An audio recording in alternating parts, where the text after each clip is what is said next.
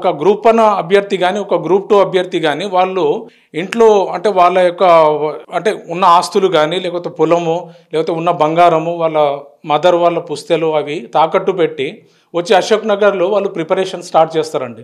ఈ justice delayed is justice denied అంటే న్యాయం అనేది చాలా లేట్ జరగడం అంటే అన్యాయంకి గురవుతున్నారు. గత ప్రభుత్వం కూడా పేపర్ లీకేజెస్ అయినాయండి.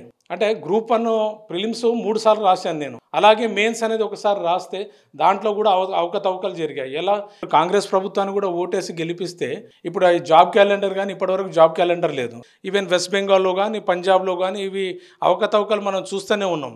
Welcome to Pallavi TV. మనం చూస్తున్నాం 2015-16 మధ్యలో జరిగినటువంటి గ్రూప్ 2 ఎగ్జామ్ను రద్దు చేస్తూ అయితే మెరిట్ లిస్ట్ ఏదైతే ఉందో దాన్ని రద్దు చేస్తూ తాజాగా హైకోర్టు ఉత్తర్వులు ఇవ్వడం జరిగింది. అయితే ఆ ఎగ్జామ్ ఎందుకు రద్దయింది, ఆ రద్దు కావడానికి గల కారణాలు ఏంటి, నిబంధనల విరుద్ధంగా వాళ్ళకి ఎట్లా రిక్రూట్మెంట్ అపాయింట్మెంట్ ఆర్డర్లు ఇచ్చారనే అంశంపై మనతో పాటు మాట్లాడడానికి అటు యూపీఎస్సీ ఇటు గ్రూప్ 1 ఆస్పిరెంట్ ఐఐటి ఖరగ్పూర్లో ఎంటెక్ పూర్తి చేసినటువంటి మోహన్ గారు మనతో పాటు ఉన్నారు. సార్ నమస్తే. నమస్తే అండి. ఏంటి సార్ ఎందుకు రద్దు చేయాల్సి వచ్చింది? మళ్ళీ సుదీర్ఘంగా 2015 అంటే ఇప్పుడు 2020 దాదాపు 10 ఏళ్ల తర్వాత రద్దు చేస్తే ఆ సర్వీస్లో ఇంతవరకు కొనసాగిన వాళ్ళ పరిస్థితి ఏంది, అసలు ఎందుకు రద్దు అయింది, న్యాయం లేట్ అయిందా, ఎక్కడ ఏం జరిగింది జాప్యం? ఇక్కడ మనము చూసుకుంటే ఇక్కడ టీజీపీఎస్సీ ఏదైతే రిక్రూట్మెంట్ బోర్డు ఉందో ఈ ప్రాసెస్లో అంటే కంప్లీట్గా ట్యాంపరింగ్ అనేది అయిపోయింది. అంటే ట్యాంపరింగ్ ఈ ఓఎంఆర్ షీట్స్ కానీ ఏవైతే ఇక్కడ కొందరు వైట్నర్ అనేది వాడారన్నట్టు అంటే ఇక్కడ అవకతవకలు అనేది జరిగినాయి. కాబట్టి ఇక న్యాయ వ్యవస్థ గురించి అంటే ఇప్పుడు justice delayed is justice denied. Okay, so what I'm saying is ఇక్కడ ఈ ట్యాంపరింగ్ ఏదైతే అయిందో ఇప్పుడు మీరు చెప్పినట్టు నోటిఫికేషన్ వచ్చేసి 2015లో వచ్చింది గ్రూప్ 2. అదేవిధంగా ఎగ్జామినేషన్ అనేది 2016లో జరిగింది. సో అక్కడ రాసిన అభ్యర్థులంతా సఫర్ అయినట్టే కదా. అంటే ఇప్పుడు సర్వీస్లో ఉన్న వాళ్ళకు కూడా జాబ్స్ పోతాయి యాక్చువల్గా. అయితే ఇక్కడ టీజీపీఎస్సీ అనేది ఒక రాజ్యాంగ సంస్థ అంటే ఒక కాన్స్టిట్యూషనల్ బాడీ. దాని యొక్క రైట్ కానీ రెస్పాన్సిబిలిటీ ఏంటి, మిస్టేక్స్ అనేవి అవకతవకలు జరగకుండా అవి అరికట్టాలి. కానీ ఇప్పుడు ఏంది ఇవాళ న్యూస్ పేపర్లో ఏమనిచ్చింది, మళ్ళీ డివిజన్ బెంచ్కి వెళ్తాం అప్పీల్కి అనేసి అంటుంది. అంటే అక్కడ తప్పు జరిగిందనేసి ఒక సింగిల్ బెంచ్ జడ్జిమెంట్ ఇచ్చినప్పుడు అరే ఇక్కడ లోపాలైనవి అనేసి క్లియర్గా ఇప్పుడు మొన్నటి న్యూస్ పేపర్లో ఇక్కడ చూస్తే 2015-16 గ్రూప్ 2 నాటి ఎంపిక జాబితా కొట్టివేత అని చెప్పింది. అంటే మన ఉన్నత న్యాయస్థానం, మన రాష్ట్రంలో ఉన్నత న్యాయస్థానం హైకోర్టు పునర్మూల్యాంకనం నిర్వహించి అర్హుల జాబితా ప్రకటించాలని చెప్పింది. అది కూడా ఇప్పుడు 8 వారాల్లో ఈ ప్రక్రియ పూర్తి చేయాలి అని. అంటే ఇప్పుడు సెలెక్షన్ అయిన వాళ్ళు ఏంటి అసలు అంటే అక్కడ అన్యాయం జరిగింది కాబట్టి అసలైన అభ్యర్థులు అనేది బయట ఉన్నారు. అంటే సెలక్షన్ లిస్టులో లేరు వాళ్ళు. వీళ్ళు 10 సంవత్సరాలు పోస్టింగ్ అనేది చేసిండ్రు ఆల్మోస్ట్. అంటే 2019 అక్టోబర్ 24 అప్పుడు వీళ్ళు జాయిన్ కావడం జరిగింది. సో అట్లయినా కూడా మనం చేసుకుంటే 6 సంవత్సరాలు. కానీ ఇక్కడ అభ్యర్థి వాళ్ళు అంటే ఇప్పుడు ఒక గ్రూప్ 1 అభ్యర్థి కానీ ఒక గ్రూప్ 2 అభ్యర్థి కానీ వాళ్ళు ఇంట్లో అంటే వాళ్ళ యొక్క అంటే ఉన్న ఆస్తులు కానీ లేకపోతే పొలము లేకపోతే ఉన్న బంగారము వాళ్ళ మదర్ వాళ్ళ పుస్తెలు అవి తాకట్టు పెట్టి వచ్చి అశోక్ నగర్లో వాళ్ళు ప్రిపరేషన్ స్టార్ట్ చేస్తారండి. సో అలాంటిది ఇప్పుడు ఇక్కడ అన్యాయం జరిగినప్పుడు అంటే అసలైన అభ్యర్థులకు అన్యాయం జరిగినట్టే కదా. ఇప్పుడు న్యాయం ఎప్పుడు జరుగుతుంది? న్యాయం ఇప్పుడు 2025 ఎక్కడ, 2016 ఎక్కడ అండి? అంటే ఆల్మోస్ట్ ఏ డీకేడ్ అంటే ఒక ఆయన యూత్ఫుల్ అంటే ఒక ఫ్రూట్ఫుల్ ఏజ్ అనేది మిస్ అయిపోతున్నారు. సో ఇక్కడ ఏంటంటే మొత్తము ఇప్పుడు టీజీపీఎస్సీ ఒక రాజ్యాంగ సంస్థ. అక్కడ ఎక్కడైతే మిస్టేక్లు జరగకుండా చూడాల్సిన సంస్థనే అవకతవకలకు గురయ్యి ఆ మిస్టేక్స్ అనేవి జరుగుతున్నప్పుడు అంటే ప్రొసీజరల్ ల్యాప్సెస్ అలాగే స్టాండర్డ్ ఆఫ్ ఎవాల్యుయేషన్ అంటే ఇప్పుడు గ్రూప్ 2లో ఏంది మొత్తం ఓఎంఆర్ కాబట్టి వైట్నర్ యూజ్ చేశారు, ట్యాంపరింగ్ అయింది అనేసి హైకోర్టు చెప్పడం జరిగింది. సో హైకోర్టు యొక్క తీర్పుకే ఉల్లంఘన చేసినప్పుడు అంటే ఈ justice delayed is justice denied అంటే న్యాయం అనేది చాలా లేట్ జరగడం అంటే అన్యాయంకి గురవుతున్నారు ఈ గ్రూప్ 2 కానీ గ్రూప్ 1 కానీ. అదేవిధంగా ఇప్పుడు గ్రూప్ 1 విషయానికి వస్తే సింగిల్ బెంచ్ జడ్జిమెంట్ క్రిస్టల్ క్లియర్గా నామవరపు రాజేశ్వరరావు గారు మంచిగా దానికి జడ్జిమెంట్ ఇస్తే ఇప్పుడు డివిజన్ బెంచ్లో గ్రూప్ 1 ఇష్యూ కూడా టీజీపీఎస్సీ. అంతేకాకుండా ఇప్పుడు ఏపీపీఎస్సీ అది చూస్తే నేను యాక్చువల్గా ఏపీపీఎస్సీ గ్రూప్ 1 కూడా 2020లో మెయిన్స్ రాశానండి. సో సెలెక్షన్ వచ్చేసి ఇక్కడ 21లో లిస్ట్ అనేది రిలీజ్ చేసింది. సో ఇక్కడ అందరికీ తెలిసిన విషయమే, న్యూస్ పేపర్లో ఈవెన్ వెల్డింగ్ పని చేసే వాళ్ళతో పేపర్లు దిద్దిపించారంట. అంటే ఎంత దురదృష్టకరం అంటే ఇప్పుడు రాజ్యాంగ సంస్థ అని మనం గొప్పగా చెప్పుకోవడమే కానీ, అంటే ఇక్కడ ప్రభుత్వాలు కూడా, అంటే గత ప్రభుత్వం కూడా పేపర్ లీకేజెస్ అయినాయండి. అంటే గ్రూప్ 1 ప్రిలిమ్స్ 3 సార్లు రాశాను నేను. అలాగే మెయిన్స్ అనేది ఒకసారి రాస్తే దాంట్లో కూడా అవకతవకలు జరిగాయి. ఎలా ఇప్పుడు సింగిల్ బెంచ్ జడ్జిమెంట్ అంత క్లియర్గా తీర్పిచ్చింది. ఏమని ఇచ్చింది? ఇక్కడ procedural lapses and standard of ఎవాల్యుయేషన్లో చాలా మిస్టేక్స్ జరిగినాయి అనేసి క్రిస్టల్ క్లియర్గా ఇస్తే డివిజన్ బెంచ్, అంటే ఇప్పుడు ఆ కేసు అనేది డివిజన్ బెంచ్లో ఉంది. అయితే ఇప్పుడు ప్రస్తుతం డిసెంబర్ 22కి హియరింగ్ అనేది ఉంది. సో మేమేం భావిస్తున్నామంటే అభ్యర్థులకు అనుకూలంగానే ఆ జడ్జిమెంట్ వస్తుంది. గ్రూప్ 2కి ఎలా ఇచ్చిందో అదే విధంగానే భావిస్తున్నాం. ఇప్పుడు ఏదైతే ఓఎంఆర్లను బబ్లింగ్, అది మన వైట్నర్ వాడి వాళ్ళు ఏదైతే మెరిట్ లిస్ట్లో ఉద్యోగాలు పొందిన వారు ఎంతమంది ఉండొచ్చు అందాదా?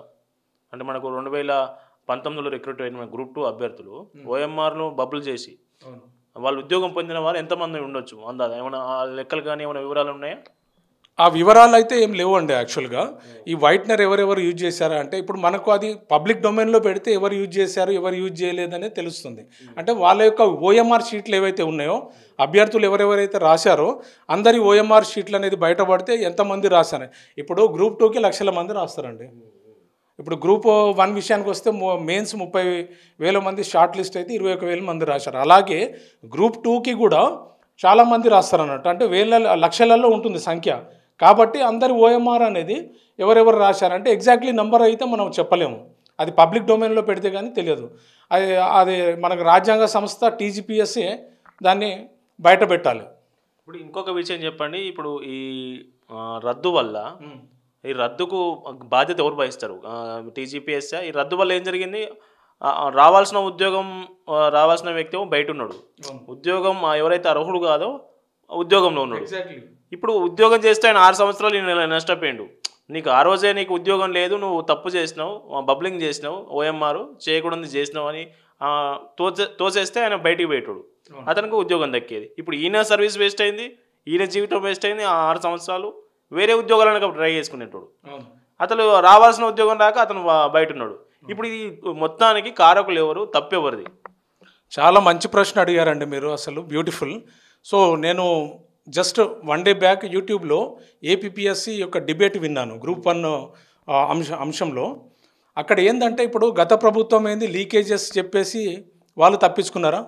ఇప్పుడు ప్రభుత్వం కూడా, ఇప్పుడు కాంగ్రెస్ ప్రభుత్వాన్ని కూడా ఓటేసి గెలిపిస్తే ఇప్పుడు ఈ జాబ్ క్యాలెండర్ కానీ ఇప్పటివరకు జాబ్ క్యాలెండర్ లేదు. సో ఆ అంశం వదిలేస్తే ఇక్కడ ఏమవుతుందంటే ఇక్కడ సఫర్ అల్టిమేట్గా ఎవరు బాధితులు అంటే, బాధితులు ఎవరు అని అంటే నిరుద్యోగి, అన్ఎంప్లాయిడ్ పీపుల్ ఆర్ సఫరింగ్ అని అంటున్నాను నేను. ఎందుకంటే ఆ ప్రభుత్వం మంచిగానే వాళ్ళు ఉన్నారు. వాళ్ళు ఏంటంటే వాళ్ళ అవసరాల కోసమే వాళ్ళకు అనుకూలంగా, అంటే ఈ సిస్టమ్ అనేది రెక్టిఫై చేయాలండి. ఇప్పుడు ఫర్ ఎగ్జాంపుల్ అభ్యర్థులు ఎవరైనా ఏమన్నా మాట్లాడారనుకోండి, వాళ్ళ మీద కేసులు. ఒకసారి టీజీపీఎస్సీ చైర్మన్ గారు ఎవరైనా ఇలా రాజ్యాంగ సంస్థ ఏదైనా తప్పుగా మాట్లాడితే వాళ్ళకు 1 కోటి జరిమానా అనేసి పెట్టారు. మరి అదే ప్రశ్న మేము ఇప్పుడు పేపర్ లీకేజెస్ అయినాయి కదా, అంటే ఈ టీజీపీఎస్సీ బాడీలో ఎవరైతే అంటే అక్కడ ఉన్న సిబ్బంది ఏదైతే ఉందో వాళ్ళు తప్పిదం చేసినప్పుడు వాళ్ళకు కూడా ఆ జరిమానాను లేకపోతే కఠిన శిక్షలు అనేది అంటే ఎంబడే అమలు చేయాలి. కాబట్టి నేను కోరుకునేది ఏంటంటే ఇక్కడ సఫర్ అయింది ఎవరు? ఓన్లీ అన్ఎంప్లాయిడ్ పీపుల్, అంటే ఈ బాధితులు. ఇప్పుడు వాళ్ళు 6 years ఎంప్లాయ్ చేసిన వాళ్ళకేముందండి, వాళ్ళు మంచిగానే ఎంప్లాయ్మెంట్లో వెళ్ళారు, ఏదో ఒక ఫైనాన్షియల్ హెల్ప్ అనేది జరిగింది. కానీ ఇప్పుడు ఎవరైతే బయట ఉన్నారో వాళ్ళ పరిస్థితి ఏంది? సో వాళ్ళకి ఇంటి నుంచే డబ్బులు రావాలి. ఇప్పుడు కొందరు మన అశోక్ నగర్ లైబ్రరీ, సెంట్రల్ లైబ్రరీలో వాళ్ళు 5 రూపాయలకే భోజనం చేసుకుంటూ ఒక్కోసారి వర్షంలో ఆ కుర్చీలకు తడుచుకుంటూ వాళ్ళు చదవడం జరుగుతుందండి. అంటే ఇవన్నీ ఇక్కడ ఎక్స్పీరియన్స్ చేసిన అభ్యర్థులకే ఈ బాధలు అనేవి తెలుస్తాయి. సో ఇక్కడ సంస్థ అనేది రాజ్యాంగ సంస్థ కాబట్టి ఏంది, వాళ్ళు ఈ ఎక్కడైతే మిస్టేక్స్ ఉన్నాయో గమనించి దాన్ని రెక్టిఫై చేయాలి. ఇప్పుడు సింగిల్ బెంచ్ అని అంటే తర్వాత డివిజన్ బెంచ్, అంటే ఇక్కడ సఫర్ అయ్యేది ఎవరు? లాస్ట్లో అల్టిమేట్గా నిరుద్యోగే సఫర్ అవుతున్నాడు. అయితే ఇప్పుడు వాళ్ళు కూడా ఎవరైతే 6 years పోస్టింగ్ చేశారో వాళ్ళకు కూడా జాబులు పోయినాయంటే మరి వాళ్ళ బ్రతుకు తెరువు మీద కూడా ఒక భారం వేసినట్టే కదా. సో వాళ్ళకు కూడా అన్యాయం జరిగింది అక్కడ. సో నేను అనేది ఏంటంటే ఇక్కడ ఈ ప్రొసీజరల్ ల్యాప్సెస్ కానీ ఏవైతే స్టాండర్డ్ ఆఫ్ ఎవాల్యుయేషన్ ఉన్నాయో అక్కడ మిస్టేక్స్ అనేది రెక్టిఫై చేసి అవి ఎలా ఇంకా ఫ్యూచర్లో జరగకుండా వెళ్ళాలనేది టీజీపీఎస్సీ దాని మీద ఫోకస్ పెట్టేసి ఈ ఏవైతే ఉన్నాయో మిస్టేక్స్ అవి రెక్టిఫై చేసి మళ్ళీ ఫ్యూచర్లో ఇలాంటి మిస్టేక్స్ అనేటివి జరగకుండా వెళ్తే బాగుంటుంది. ఎవరు దీని తప్పుకు బాధ్యత ఎవరిది అంటారు? ప్రభుత్వందా, టీజీపీఎస్సీదా, లేదంటే అప్పుడు దానికి అనుమతి ఇచ్చినట్టు కోర్టులు అని చెప్పొచ్చా? ఇక్కడ ఇప్పుడు ప్రభుత్వం అనేసి మనం ఎలా చెప్తామండి? ఇప్పుడు ప్రభుత్వం అనే దాన్ని అంటే ఇప్పుడు కండక్ట్ చేయదు కదా ఎగ్జాము, ఓన్లీ నోటిఫికేషన్కి అనౌన్స్ చేస్తుంది ఇన్ని జాబులు ఉన్నాయి ఇవి ఫిలప్ చేయండి అనేసి. కానీ ఫిలప్ చేసే సంస్థ ఏది? టీజీపీఎస్సీ. కాబట్టి టీజీపీఎస్సీ యొక్క మిస్టేకే ఇది. ఇప్పుడు వాళ్ళు ఎఫిషియెంట్గా ఎగ్జామ్స్ కండక్ట్ చేయలేకపోతున్నారు. ఇప్పుడు మొన్న గ్రూప్ 1 అయిందండి, అలాగే ఇప్పుడు గ్రూప్ 2, దానికంటే ముందు కూడా గురుకుల ఎగ్జామ్ కూడా అది ఏంటంటే బైలింగ్వల్ ఇవ్వలేదన్నట్టు, అంటే ఇంగ్లీష్లోనే కండక్ట్ చేసినందుకు మళ్ళీ ఎగ్జామ్ కండక్ట్ చేయండి అని చెప్పింది. అలాగే మొన్న హైకోర్టు నుంచి అసిస్టెంట్ ప్రొఫెసర్స్ 45 మంది ఉంటే వాళ్ళను అంటే మొత్తం తీసేయాలనేది జడ్జిమెంట్ వచ్చింది. అయితే ఇక్కడ మొత్తానికి ఏంటంటే ఏదైతే రిక్రూట్మెంట్ సంస్థ ఉందో అంటే టీజీపీఎస్సీ కావచ్చు, ఈవెన్ పోలీస్ డిపార్ట్మెంట్ కావచ్చు, ఏదైనా ఇతరత్ర కావచ్చు. సో ఇక్కడ ఏంటంటే ఈ ప్రొసీజరల్ ల్యాప్సెస్ కానీ ఈ స్టాండర్డ్ ఆఫ్ ఎవాల్యుయేషన్లో అక్కడ తప్పిదాలు ఉన్నాయి, అవి రెక్టిఫై చేయాలి. కాబట్టి నేను ప్రభుత్వానికో లేకపోతే న్యాయస్థానంలోకో నేను చెప్పడం లేదు. అయితే ఇక్కడ ఏంటంటే only recruitment board is responsible for the defects అన్నట్టు, అంతే. ఇప్పుడు మనకు యూపీఎస్సీ కూడా మీరు ఆల్రెడీ ఆస్పిరెంట్గా ఉన్నారు, చాలా వరకు రాస్తున్నారు. యూపీఎస్సీలో ఇట్లాంటి ఒక్కటి కూడా మనకు కనిపించవు, ఒక్క ల్యాబ్స్ కూడా కనిపించదు. ఎందుకు ఈ టీజీపీఎస్సీ, టీఎస్పీఎస్సీలో ఇట్లాంటి పదే జరుగుతుంది? గత ప్రభుత్వం ఆధ్వర్యంలో హయాంలో జరిగినాయి, ఈ ప్రభుత్వం వచ్చిన తర్వాత కూడా చాలా వరకు గ్రూప్ 1 6 సార్లు నిర్వహించాల్సిన పరిస్థితి. దాని మీద కోర్టులు, కేసులు, ఫైళ్ళు, పిటిషన్లు ఏంటి అసలు? ఇప్పుడు మనకు రాష్ట్ర స్థాయిలో ఉండే నియామక సంస్థలు, రాజ్యాంగబద్ధ సంస్థలు ఎందుకు అకౌంటబిలిటీగా ఉండట్లేదని మీరు భావిస్తూ ఉన్నారు? అవును, మంచి ప్రశ్న అడిగారండి.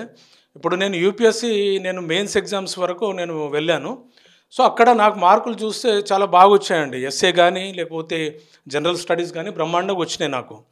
సో నేను యూపీఎస్సీకి ఎందుకు అంటున్నా అంటే ఇట్లాంటి అక్కడ ఏంటంటే ఎవరికైతే కెపబిలిటీ ఉందో, ఎవరికి నాలెడ్జ్ తగినట్టు వాళ్ళు అవార్డు చేయడం జరుగుతుంది, మార్కింగ్ కానీ.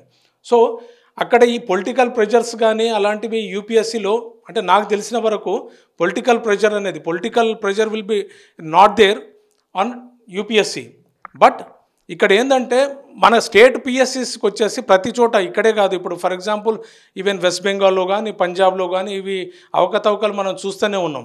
సో రీసెంట్ తమిళనాడు గవర్నమెంట్ కూడా కొందరు సిబిఐ ఎంక్వైరీ ఏదో చేస్తే ఇంకోటి ఏదో ఇలా అంటే డబ్బులు ఇచ్చి 25 లక్షలు ఒక్కొక్క క్యాండిడేట్ ఇచ్చి జాబ్లో జాయిన్ కావడం జరిగిందనేసి చెప్తున్నారు. అలాగే ఫేక్ సర్టిఫికేట్స్ అనే. సో ఇక్కడ యూపీఎస్సీ అంత పర్టికులర్గా అంటే అంత స్టాండర్డ్గా అంత ట్రాన్స్పరెంట్గా అకౌంటబిలిటీగా రెస్పాన్సిబిలిటీగా కండక్ట్ చేస్తున్నప్పుడు I'm asking like why TGPSC is failing over there.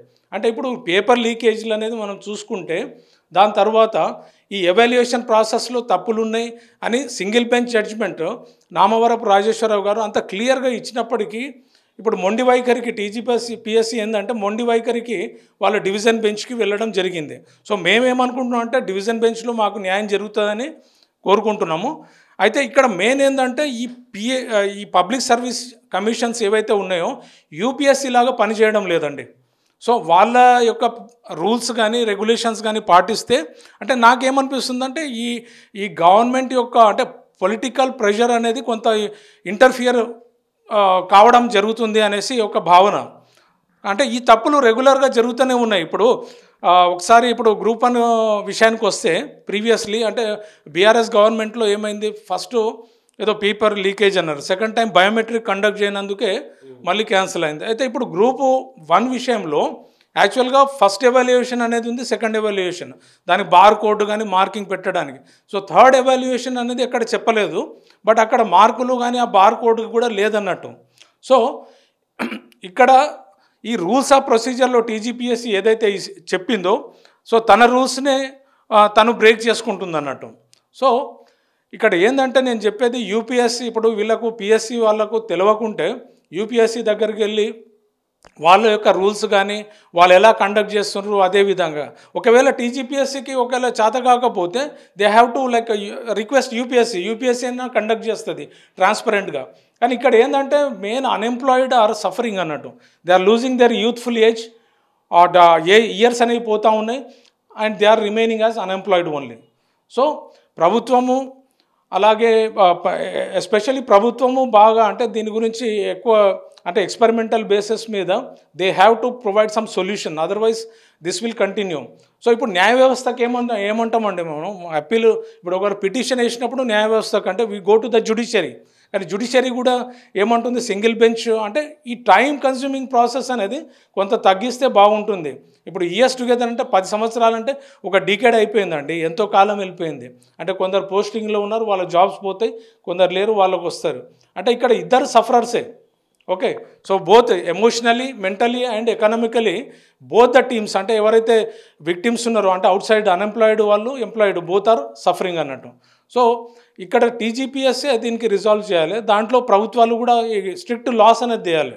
అంటే ఇప్పుడు ఫర్ ఎగ్జాంపుల్ బీఆర్ఎస్ గవర్నమెంట్లో అక్కడ టీజీపీఎస్సీ బాడీ ఏదైతే ఉందో చైర్మన్ కానీ మెంబర్స్ ఉన్నారు కదా, అట్ ద సేమ్ టైం ఇక్కడ ఆ రిక్రూట్మెంట్ సంస్థలో ఉన్న కింద ఎంప్లాయీస్ కూడా అంటే వాళ్ళు పేపర్ లీకేజ్ చేసినప్పుడు స్పెషల్ ఇన్వెస్టిగేషన్ టీం అని పెట్టారు, అది ఎక్కడ పోయిందో ఇప్పటికీ ఏం తెలియదు. అంటే సివియర్ పనిష్మెంట్స్ అనేది చేస్తే కానీ ఇప్పుడు ఈ ప్రొసీజర్స్ అనేటివి అంటే ఈ ప్రొసీజరల్ ల్యాప్సెస్ అనేవి మనము కరెక్ట్ చేయలేకపోతాం. కాబట్టి స్ట్రిక్ట్ రూల్స్ అనేది వాళ్ళకు కూడా వర్తిస్తే ఎంప్లాయీ కూడా భయపడి అరే ఇలాంటివి చేయొద్దు ఫ్యూచర్లో అనేది నా యొక్క విన్నపము. మొత్తానికి ఏంటంటే మా రాజ్యాంగబద్ధంగా నియామకాలు చేపట్టాల్సిన సంస్థ అది చేసిన తప్పుల వల్ల అభ్యర్థులు నష్టపోయారు. నష్టపోయిన అభ్యర్థులు ఎప్పుడైతే న్యాయ పోరాటానికి కోర్టుకు వెళ్ళారో కోర్టు కూడా న్యాయం చేయడంలో సుదీర్ఘకాలం పాటు టైం తీసుకోవడం వల్ల అటు నిరుద్యోగులుగా ఉన్నటువంటి ఉద్యోగార్థులుగా ఉన్నటువంటి వాళ్ళకి నష్టం జరిగింది. ఏదైతే అర్హత లేకున్నా ఉద్యోగం పొందిన వారు ఎవరైతే అంటే అక్కడ జరిగిన అవకతవకల వల్ల ఉద్యోగాలు వచ్చిన వాళ్ళు కూడా వాళ్ళ జీవితం కూడా దాదాపు 10 ఏళ్ల పాటు నష్టపోతున్న పరిస్థితి. అందుకే వీటన్నిటికీ చెక్ పెట్టాలంటే ఏదైతే రిక్రూట్మెంట్ టీజీపీఎస్సీ స్ట్రెంగ్తెన్ కావాలి, ఎక్కడ ల్యాప్సెస్ లేకుండా ఎగ్జామ్ నిర్వహించాలి. యూపీఎస్సీ ఎట్లయితే చేస్తుందో అట్లాగే టీజీపీఎస్సీ చేసినప్పుడు మాత్రమే ఉద్యోగార్థులకు న్యాయం జరుగుతుందనే విషయాన్ని మోహన్ గారు మనతో పాటు చెప్తా ఉన్నారు. కెమెరామెన్ తరుణ్తో కరుణాకర్, అశోక్ నగర్.